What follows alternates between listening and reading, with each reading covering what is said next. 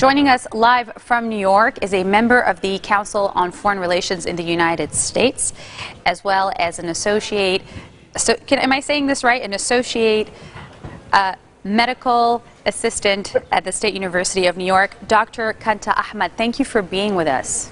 That's the Associate Professor of Medicine. It's my pleasure. It's been quite a journey up until this year's U.S. presidential elections, and you recently penned an article for The Guardian where you say that as an American Muslim, you have no one to cast your vote for. You say Clinton's complicity in the drone wars of the Obama administration has made it impossible for you to support her, and that a vote for Trump would legitimize the demonization of Muslims such as yourself. That's exactly right. It's been a discouraging election cycle for all Americans. Let's not just say just for Americans who are Muslim.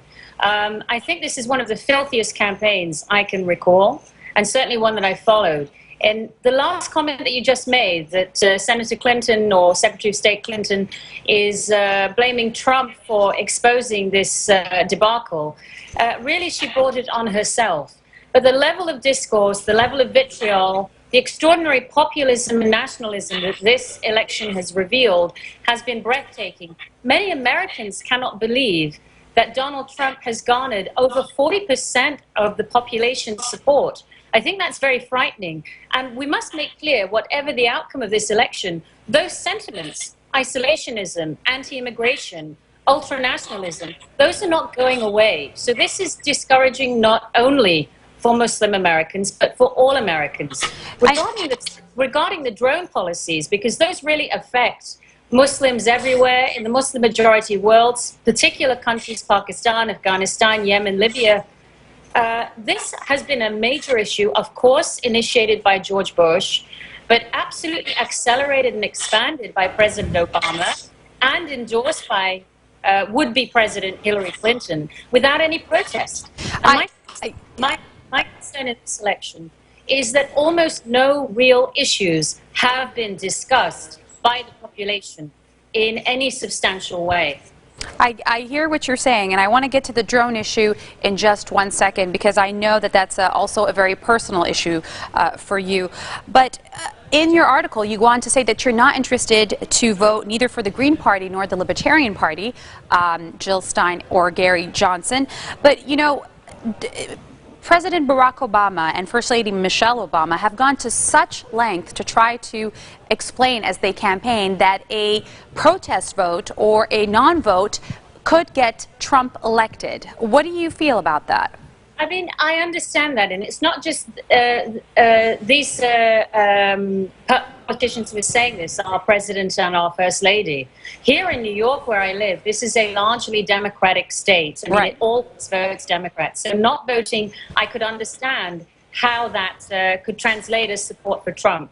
But my feeling about voting, and I'm a British citizen and have voted in elections in Britain too, is that it is the only thing I have is my name and my endorsement. This is the only thing of value I have.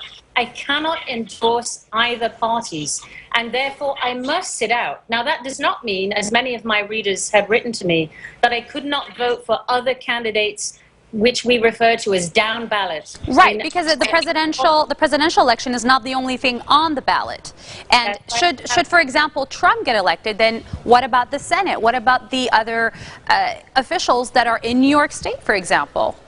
I think that's exactly right, and I certainly I'm abstaining mostly from the presidential candidacy. I think that's a very reasonable point. Regarding the other two candidates, Gary Johnson and Jill Stein, realistically, they have absolutely no chance. There's also a third candidate that I didn't mention, Evan McMullin, a constitutionalist.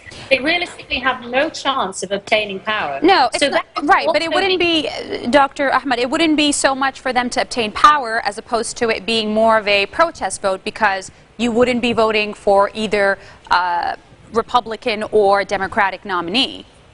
I understand that, and I understand that. My point of the argument that I made in The Guardian wasn't actually about voting, though many of the thousands of readers who read it made it about voting. It is about the fact that we, one of the most powerful democracies in the world, are faced with two impossible choices. choices that are going to determine not only the outcome for our nation, but incredible impact on the global playing field, most critically for the region that you and your viewers are in, the Middle East. And I think that's unacceptable. Right, and I want to bring the talk to this because the most important thing that struck me in the article was, and I know you and I have spoken a little bit about this when we wrote and exchanged emails about the Muslim identity and this rise of xenophobia in the United States. I know you moved to the United States in 1992, and you said the identity has changed from then till now, and today people seem a lot more intolerant, and we see this rise of this fear being spread out, probably exacerbated by the way that some campaigns have been running, and as well as people being a lot more racist, a lot more violent in their approach. So how does it fare now? Let me qualify what you're saying. Let me qualify what you're saying, because I have lived and served among American people for decades. And the vast majority of Americans that I meet every day are embracing and supporting and very protective. I have many American patients that I look after that are in enforcement, that are in military, that are in certain government agencies who support me in every way. So we cannot paint the entire country with this brush. But certainly, post 9/11, relations towards Muslims changed. Every war that we've had initiated by the United States, Afghanistan and Iraq, has changed our position in the United States and changed the way Muslims are viewing. And this campaign, the presidential campaign particularly, coming right at a time when we've had Charlie Hebdo in Paris and the Bataclan in Paris, we've also had other major episodes of terrorism, has completely transformed the cipher that is a Muslim American. Well, how do you see it? How do you see it? You know, I know we don't want to. I know for you it's a little inconceivable right now. But if Trump is elected, because it is close, I know Clinton is leading in the polls right now, but it's getting closer, and the whole FBI and email saga just resurfaced again and is probably going to affect the campaign a week until election, 8 days actually until election day. Should Trump be elected president, or should Clinton be elected president? And Trump specifically, because I know it's been much more controversial vis-a-vis Muslims with his campaign. How do you see it going into the future? And if there is, and you do see this growing problem, what can we do to tackle it? First of all, it's not inconceivable that Trump could become president. I watched Brexit happen, and nobody believed that could happen. I think we may have the same dynamic on November 8th, and I don't think that's hysteria or exaggeration. If Trump becomes president, he becomes my president too, and the country has to work to unify. But I think perhaps one of the biggest factors that sharpened and, in fact, disappointed many Americans, myself included, is the United States' attitude to Syrian refugees. I don't think that will change irrespective of who becomes president. Hillary Clinton claims that she will take tens of thousands of more Syrians than have been already, but subscribes to the same so-called vetting policies as Donald Trump. I think it's a hugely damaging phenomenon that is independent of the outcome of the election. Remember, when I was referring to the Muslim American as a cipher, we are barely 4 to 5 million in this country of 320 million. Less than 3% of the world's Muslims live in the United States. So we are a very unknown entity, and assumptions about us are made entirely through a largely uninformed media. And this is where people such as yourself come in to try to also make people aware that this is happening and it's ongoing, and how do we tackle it? So you're saying the media probably should play the biggest role in kind of shedding light on the differences and to try to make it more moderate, perhaps?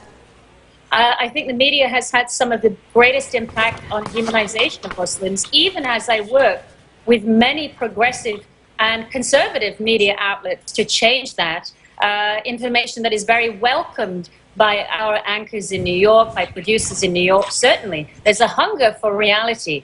But when all of the images of Muslims lately in the last 2 years have been of ISIS, or prior to that have been of Al-Qaeda, and there is no contrasting image provided, you can easily see how a nation that feels insecure can unite behind xenophobia.